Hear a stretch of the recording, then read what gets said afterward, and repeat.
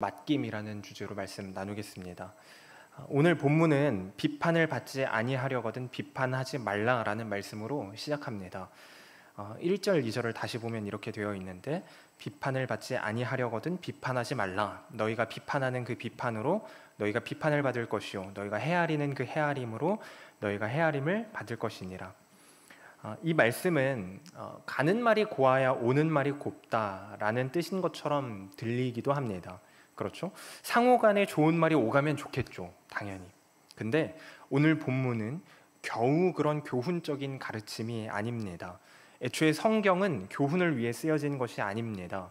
마태복음 5장부터 7장까지는 산상수훈인데, 예수님은 이때 하나님이 누구신지, 성도가 누구인지, 제자로서 이 세상을 어떻게 해석하고 살아내야 하는지에 대한 그 복음의 진리를 가르치셨습니다. 오늘 본문도 당연히 그런 맥락에서 이해되어야 합니다. 만일 비판하지 말라 이 말이 교훈적인 의미라면 우리는 그 어떤 부정적인 표현, 비판의 표현도 하지 말고 참아야 하는 것처럼 되어버립니다. 마치 그게 인내하는 것인 것처럼 여길 겁니다.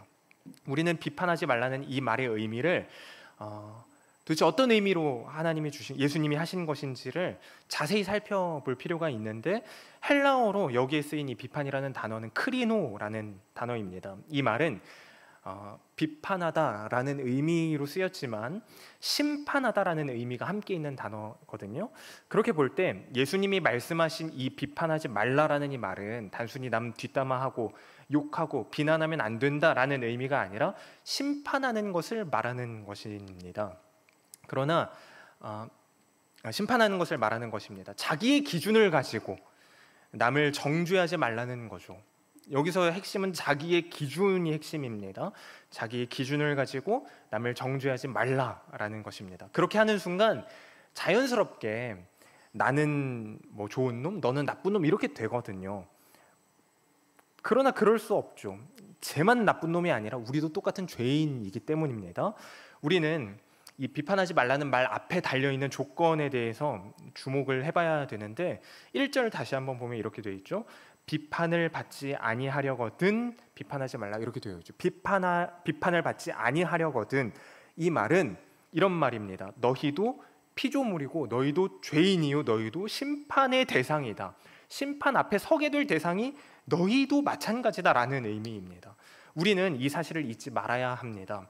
그래서 비판하지 말라는 말은 상대방에게 잘못했다는 이야기를 하지 말라는 것이 아니라 감히 네가 심판자, 그 재판관의 자리에 앉으면 안 된다, 이 말입니다. 감히 하나님 노릇을 하지 말아야 된다라는 말인 겁니다. 우리가 어떤 존재인지에 대해서 3절부터 이렇게 이어지는 말은 그렇게 우리가 어떤 존재인지에 대해서 말해주는 거거든요. 3절부터 같이 보면 이렇게 되어 있습니다. 어찌하여 형제의 눈 속에 있는 티는 보고 내 눈 속에 있는 들보는 깨닫지 못하느냐. 보라, 내 눈 속에 들보가 있는데 어찌하여 형제에게 말하기를 나로 내 눈 속에 있는 티를 빼게 하라 하겠느냐. 이 말이 무슨 뜻입니까? 비판을 하려면 먼저 네 눈에 들보를 빼야 된다라는 이 말이 무슨 의미일까요? 들보를 뺀다는 것은 통나무를 말하는 거거든요. 근데 들보를 뺀다는 것은 다른 사람을 더 효과적으로 그렇게 타인을 제어하고 비판하기 위해서 단순히 우리의 삶의 잘못된 부분을 미리 고쳐야 된다라는 말이 아닙니다. 근데 사실 우리는 종종 이런 함정에 빠져요. 예를 들면 이런 거예요. TV에 빠져요, 아들이. 그 TV에 빠진 아들과, 근데 아빠도 똑같아요. TV를 보는 걸 너무 좋아해요. 근데 이렇게 TV에 빠진 아들과 아빠가 있는데 어느 날 아빠가 이렇게 살면 안 되겠다라고 생각을 했어요. 이거 교육에 너무 안 좋다. 그래서 아들을 TV 못 보게 하려고, 자, 일로 와봐. 이제부터 아빠는 절대 TV 안 볼 거야. 너도 TV 보지 말고 책 봐. 이렇게 선언을 하고 아빠가 딱 TV를 끊었습니다. 그리고 앞으로 아들이 TV를 보려고 할 때마다 야, 아빠도 이렇게 안 보고 있는데 너는 왜 봐? 라고 이렇게 할 수 있겠죠? 그 말을 하려고 TV를 끄는 거니까. 근데 들보를 빼야 티를 뺀다는 말이 이런 의미가 아니라는 거예요. 이 말이 어떤 말하고 똑같은지를 잘 생각해 보면 이해가 쉽습니다. 나는 율법을 이렇게 잘 지키는데 너는 왜 안 지켜? 어디서 많이 들어본 말 아닙니까? 바리새인이요 율법주의자들이 했던 말이죠. 애초에 예수님은 그런 식으로 이 비판이라는 단어를 쓰신 게 아닙니다. 그런 자들을 보고 예수님은 분명히 5절처럼 평가하십니다. 5절 같이 한 목소리로 읽겠습니다. 시작. 외식하는 자여, 먼저 내 눈 속에서 들보를 빼어라. 그 후에야 밝히 보고 형제의 눈 속에서 티를 빼리라. 게임 중독인 자식을 혼내면서 자기 자신이 일 중독, 뭐 커피 중독, 관계 중독 같은 거에 빠져 있는 줄을 사실 모르는 사람들이 많다고 합니다. 자식은 그렇게 혼내면서 자기도 중독에, 어느 중독에 빠져 있는 것을 모른다는 거죠. 어느 정도 인지는 한다고 하더라도 그런 것은 뭔가 괜찮은 중독인 것처럼 생각을 한다는 거예요. 일 중독, 일 열심히 하는 게 왜? 뭐 이런 식으로 얘기를 한다는 거죠. 그렇게 자신에 대해서는 한없이 관대하고 타인에 대해서는 심판자가 되려고 하는 게 사람의 습성이랍니다. 그런데 자신의 눈 안에 들보가 있는 자는 사실 애초에 상대방의 눈에 티가 있는 것을 보기는 보아도 제대로 볼 수 없고, 그래서 제대로 볼 수 없기 때문에 뺄 능력도 없다는 것을 우리는 알아야 합니다. 티를 빼면 안 된다가 아니라 뺄 수가 없다는 것을 알아야 된다는 거예요. 죄인인 우리는 상대를 선하게 또는 올바르게 할 실력이 없습니다. 그래서 우리는 먼저 자신이 누구인지를 알아야 합니다. 본문은 계속 그런 관점으로 말씀이 이어지거든요. 너는 너를 알아야 한다. 너는 재판관이 될 수 없고 재판관도 아니다. 이 말을 하는 거죠. 그런데요, 여기서 또 한 가지 빠질 수 있는 함정이 있어요. 뭐냐면 그러므로 나나 잘하자라고 말하는 거예요. 자, 이게 아주 중요한 건데요. 그러므로 나나 잘하자라고 결론을 내리는 건 또 한 가지 함정이 될 수 있다는 걸 우리가 알아야 합니다. 한때 제 좌우명 같은 거기도 했는데요. 나나 잘하자. 근데 오늘 본문은 결코 남들 얘기할 거 없어, 비판할 거 없어, 너나 잘해 라는 걸로 결론 짓게 하지 않습니다. 5절을 보면 그렇다고, 5절 다시 한번 보여주세요. 그렇다고 들보만 나쁘고 티는 나쁜 게 아니니까 놔둬도 괜찮다라는 식으로 결코 말하고 있지 않다는 거에 주목을 해야 돼요. 들보를 빼어라. 그렇게 해야 밝히 보고 형제의 눈 속에서 티를 뺄 수 있을 것이다 라고 하십니다.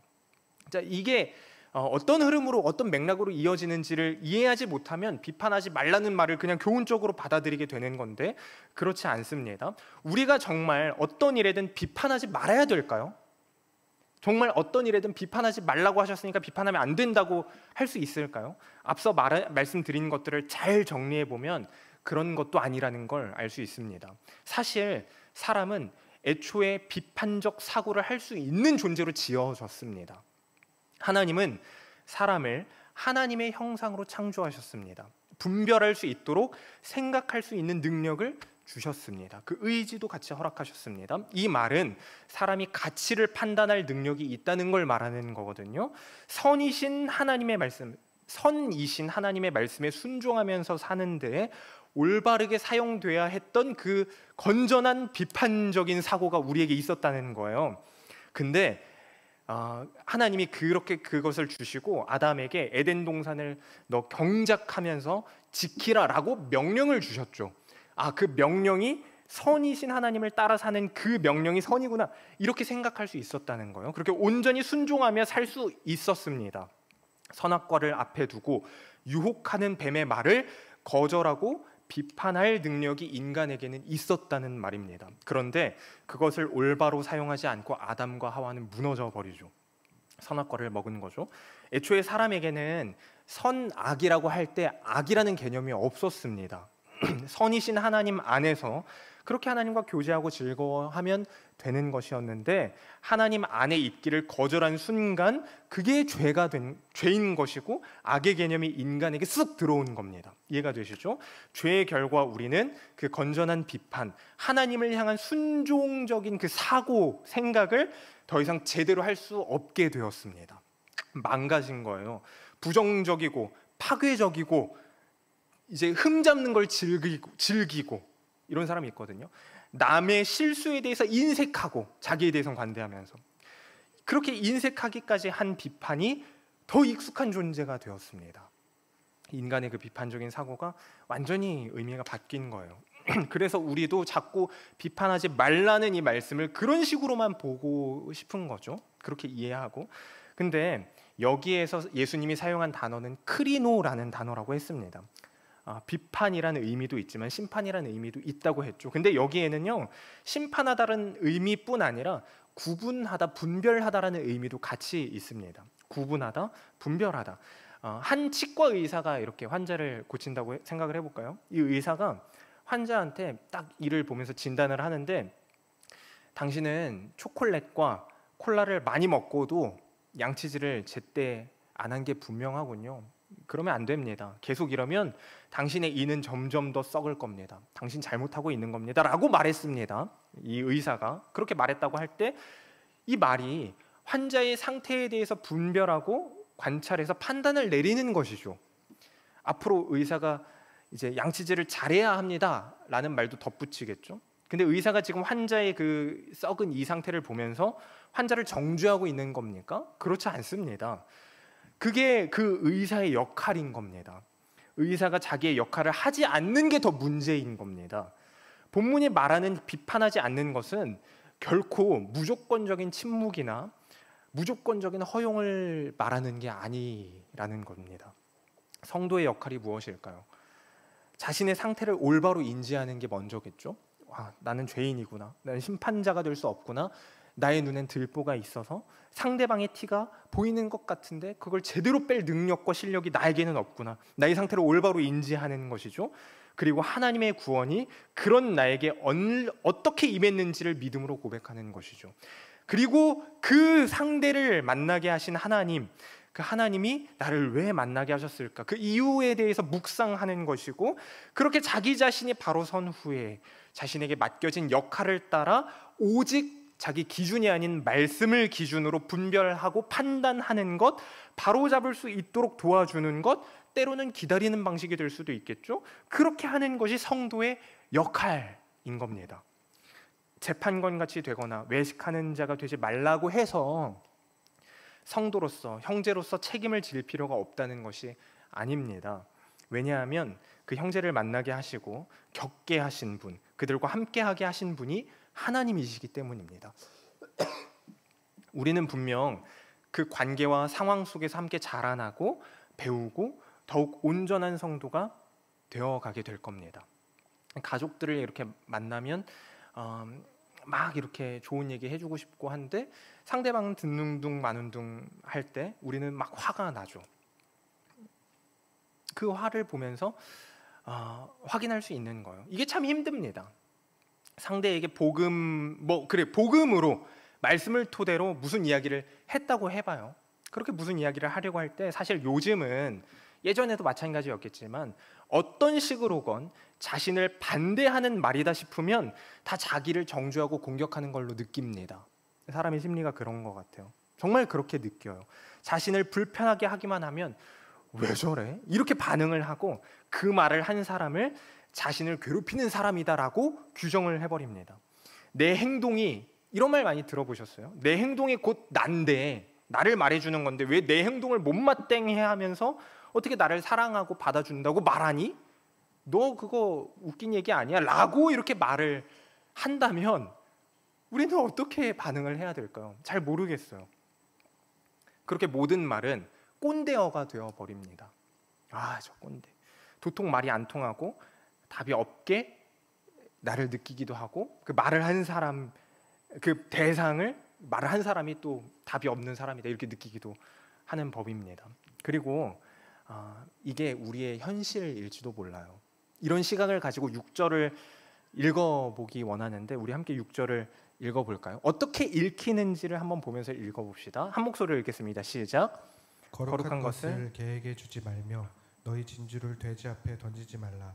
그들이 그것을 발로 밟고 돌이켜 너희를 찢어 상하게 할까 염려하라. 여기서 말하는 진주는 복음을 말합니다. 우리가 복음의 그 말씀의 그늘 아래에서 우리에게 주어진 그 비판적인 능력을 막 활용해서 상대방한테 복음을 바탕으로 이야기를 해주려고 할 때 누군가는요 분명히 깨닫고 고마워할 겁니다. 근데 모두가 그런 것은 아니라는 겁니다. 잠언을 보면 이런 말이 나와요. 잠언 9장 8절인데 거만한 자를 책망하지 말라. 그가 너를 미워할까 두려우니라. 지혜 있는 자를 책망하라. 그가 너를 사랑하리라. 오늘 본문에서 돼지나 개 너무한 그 표현인 것처럼 느껴지는 그렇게 느껴질 만큼의 표현인 이 돼지나 개는 아마 이 복음을 진주를 콩 같은 걸로 잘못 알고 먹으려고 하다 보니까 먹을 게 아니라는 걸 깨닫고 나서 열받아서 그걸 짓밟고 심지어는 그걸 준 사람을 공격까지 할 겁니다. 진주는 먹을 수 없어도 그 진주를 준 사람은 마치 먹을 수 있는 것처럼 보이거든요. 저도 걔한테 얼마 전에 물려봤는데 그렇게 느낄 수 있는 거예요. 찢으려고 막 한다 이렇게 표현이 되어 있잖아요.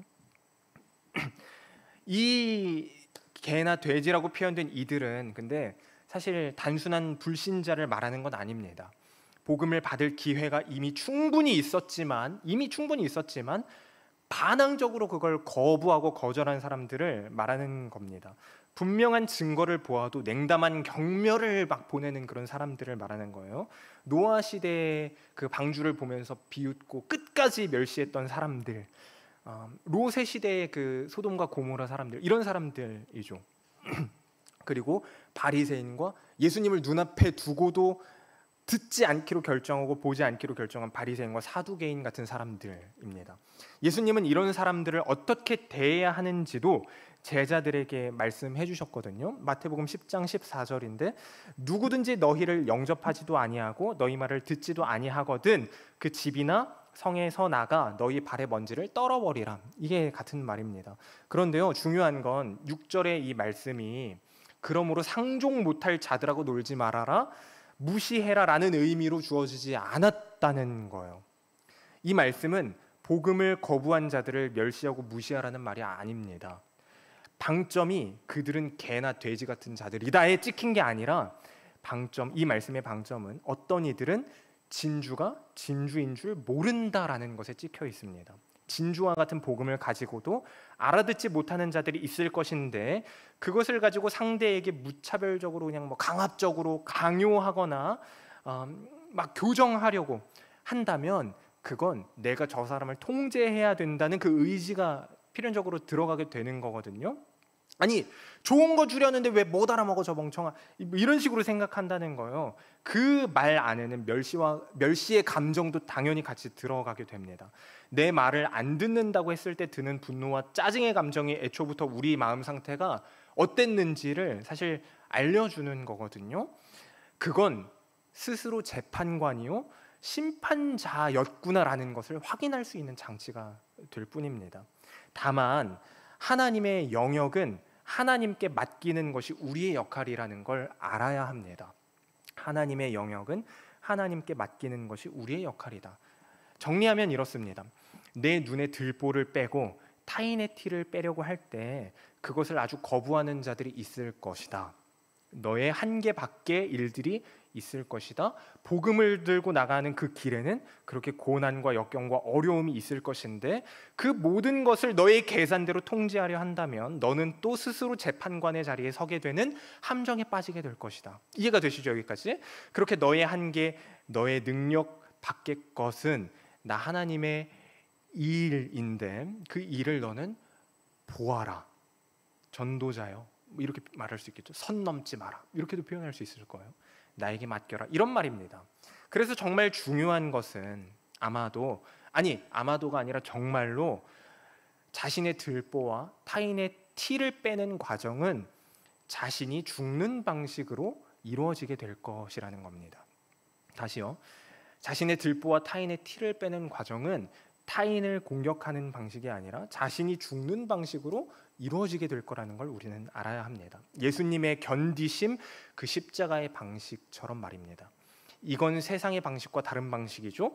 그게 티를 빼는 방식이라는 걸 우리는 알아야 합니다. 그리고 또 한 가지 우리가 아주 중요한 건데요. 그 자리까지 가보지 않으면 판단할 수 없고 생각할 수 없다는 걸 또 알아야 한다는 거예요. 그들이 있는 곳, 돼지, 개, 어떤 표현을 했건 간에 그들이 있는 곳, 신발을 떨어버려야 하는 그 대상이 있는 곳까지 가지 않으면 안 된다는 걸 우리가 또 알아야 합니다. 아주 가지 않는 것이 아니라 가서 보고 확인하고 하나님께 맡기는 것이 우리의 역할입니다. 여기서 맡긴다는 건 그 사람이 변화되게 해주세요 이런 의미가 아니라 우리를 그들 앞에 그 앞에 가게 하신 하나님의 일하심에 우리를 맡기라는 것입니다. 그래서 6절 이하의 내용이 있는 겁니다. 사실 가만히 오늘 말씀 1절부터 12절까지 읽었는데 이 말씀을 보면요, 1절부터 5절 그리고 점프 뛰어서 12절이 나오는 게 가장 자연스럽게 읽혀요. 한번 읽어보세요. 1절부터 5절 읽고 12절로 이어지는 게 가장 자연스럽게 느껴지거든요. 그런데 갑자기 돼지, 개 이야기가 나오고 그 다음에 7절 이하, 그 유명한 말씀이죠. 찾으라, 구하라, 두드리라 라는 말씀이 나오죠. 그게 참 이상하다고 생각할 수 있는데 그렇지 않은 겁니다. 이 맥락을 이해해서 읽어보면 7절, 8절 우리가 한번 같이 읽어볼까요? 7절, 8절입니다. 시작. 구하라, 그리하면 너희에게 주실 것이요. 찾으라, 그리하면 찾아낼 것이요. 문을 두드리라, 그리하면 너희에게 열릴 것이니 구하는 이마다 받을 것이요. 찾는 이가 찾아낼 것이요. 두드리는 이에게 열릴 것이니라. 이 말이 자기 자신을 위해서 사실은 많이 인용되고 이용되는 구절이죠. 근데 그런 말이 아니라는 거예요. 나는 너의 하나님이다. 너는 나의 말을 따라가라. 그리고 그 길에서 만나게 되는 근심, 답답함, 어려움, 괴로움 속에서 너와 함께하는 나를 보라. 그리고 나에게 구하라, 찾으라, 구하라, 두드리라. 나에게 그렇게 맡겨라. 나는 나의 자녀에게 좋은 것을 주는 아버지 하나님이다. 이런 의미입니다. 9절 이렇게 되어 있죠. 너희 중에 누가 아들이 떡을 달라 하는데 돌을 주며 생선을 달라 하는데 뱀을 줄 사람이 있겠느냐. 너희가 악한 자라도 좋은 것으로 자식에게 줄 알거든 하물며 하늘에 계신 너희 아버지께서 구하는 자에게 좋은 것으로 주시지 않겠느냐. 그런데 우리는 하나님이 떡이라고 주신 것을 자주 돌이라고 생각하고 생선이라고 주신 것도 뱀이라고 우깁니다.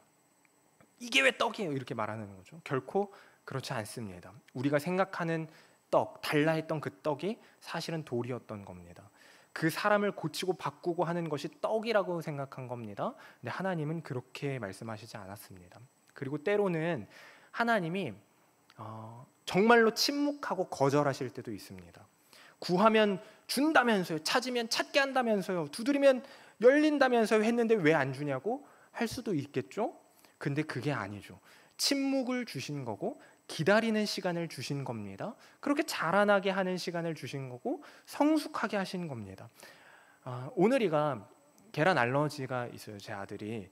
근데 계란을 자꾸 먹고 싶다고 떼를 쓴다고 생각을 해볼까요? 그래서 계란 맛 다른 뭐 사탕이든 뭐 이런 거를 줬습니다. 근데 오늘이가 만약에 이 사람이 지금 나랑 장난하나?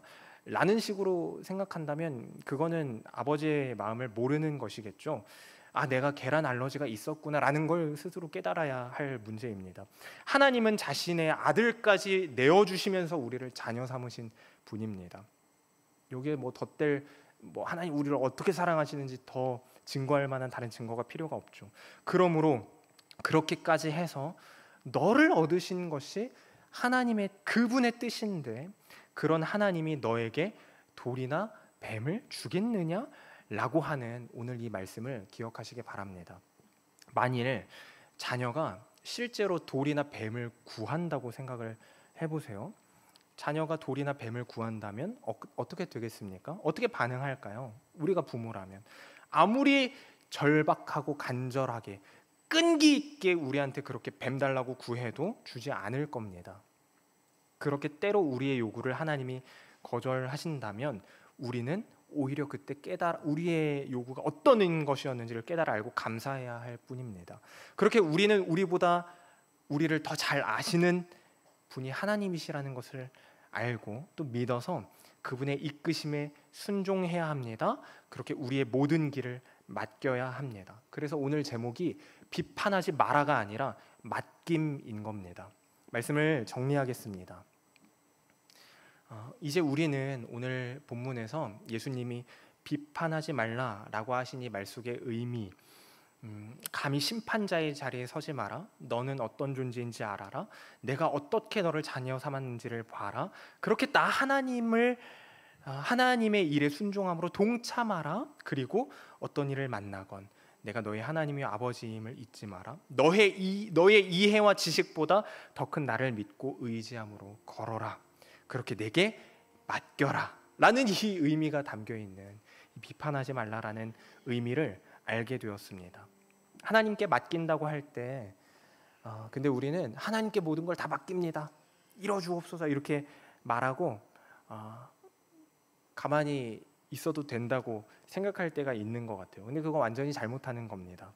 맡긴다는 건요, 맡겨진 것들의 의미를 똑바로 알고 하나님이 우리에게 맡기신 것들의 의미를 똑바로 알고 거기까지 가서 그 일을 행하고 거절도 당하고 그렇게 하는 후에 나의 한계 앞에서 하나님의 일을 보는 것이 맡김의 의미입니다.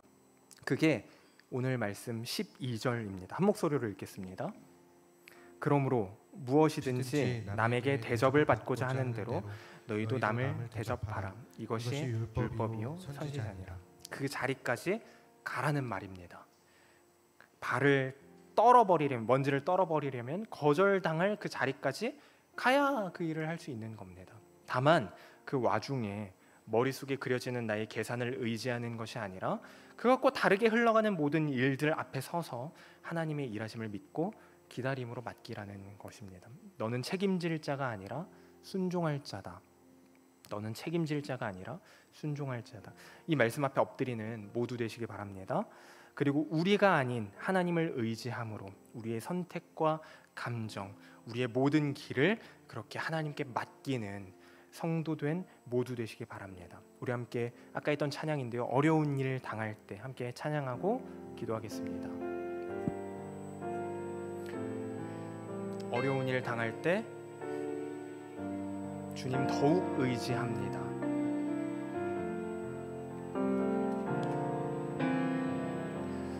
어려운 일 당할 때 나의 믿음 적으나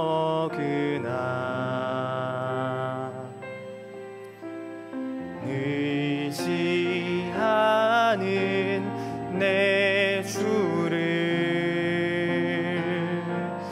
더욱 의지합니다.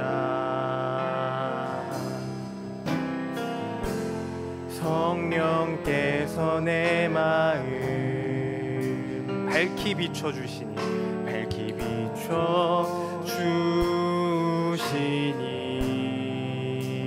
인도하심 따라서 인도하심 따라서 주만 의지합니다. 세월이 지나갈수록 의지할 것은 예수뿐일세. 무슨 일을 만나도 예수 의지합니다. 처음부터 다시 한번 고백합시다. 어려운 일 당할 때, 어려운 일 당할 때 나의 믿음 적으나 주를 더욱 의지합니다. 지하는 내 주를 더욱 의지합니다. 성령께서 내 마음, 성령께서 내 마음 우리는 볼 수 없지만 밝히 비춰주시니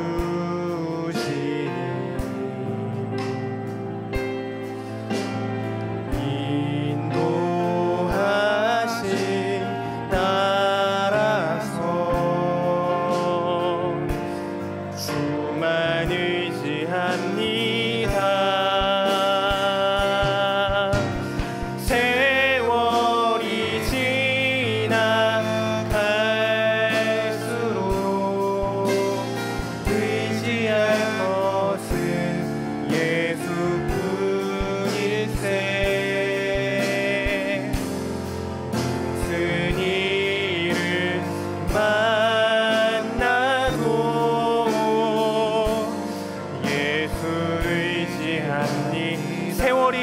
지나갈수록 세월이 지나갈수록 의지할 것은 예수뿐일세.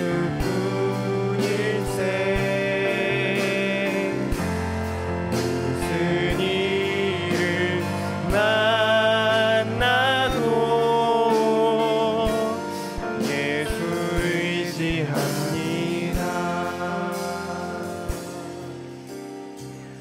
살아계신 하나님 감사합니다. 비판하지 말라. 비판을 받지 아니하려거든 비판하지 말라. 그 비판으로 너희가 비판을 받을 것이요 너희가 헤아리는 그 헤아림으로 너희가 헤아림을 받을 것이라. 너희는 심판의 대상이지 심판자가 아니다. 그러나 그렇게 심판의 대상인 너희를 내가 나의 독생자 예수 그 아들을 내어줌으로까지 얻었고 그렇게 너희를 자녀 삼았다는 것을 너희는 또한 알아라. 하나님, 이렇게 말씀하신 주님의 은혜가 얼마나 큰지 우리가 말씀을 통해 다시 한번 깨닫습니다. 우리는 때때로 나의 기준으로 상대를 바라보고 나는 보지 못한 채 그렇게 비판하고 정죄함으로 심판하려 했습니다. 그러나 주님, 이제는 우리가 어떤 존재인지를 고백하오니, 정직하게 고백하오니 그런 우리를 불쌍히 여겨 주옵소서. 우리의 눈에 있는 그 들보를 하나님 말씀으로 보게 하시고 또한 빼내게 하여 주옵소서. 우리가 주 앞에 더욱 순종함으로 서게 하여 주옵소서. 그리고 또한 우리에게 허락하신 그 모든 관계 속에서, 그 모든 상황과 환경 속에서 하나님 우리의 역할이 무엇인지를 바로 알아 그 앞에 나아갈 수 있도록 주님 우리의 발걸음을 또한 인도하여 주옵소서. 그 길 앞에서 때로는 거절감을 느끼고 당황스럽게 되고 고통이요 고난이라 말하면서 답답해하고 어려워할 수는 있겠지만, 그러나 그렇기에 그런 우리의 한계 앞에서 일하시는 하나님을 더욱 선명하게 보게 될 줄을 믿습니다. 그렇게 주님을 믿사오니 주님, 우리의 인생 가운데 걷게 하신 그 길 가운데 하나님을 밝히 보게 하여 주옵소서.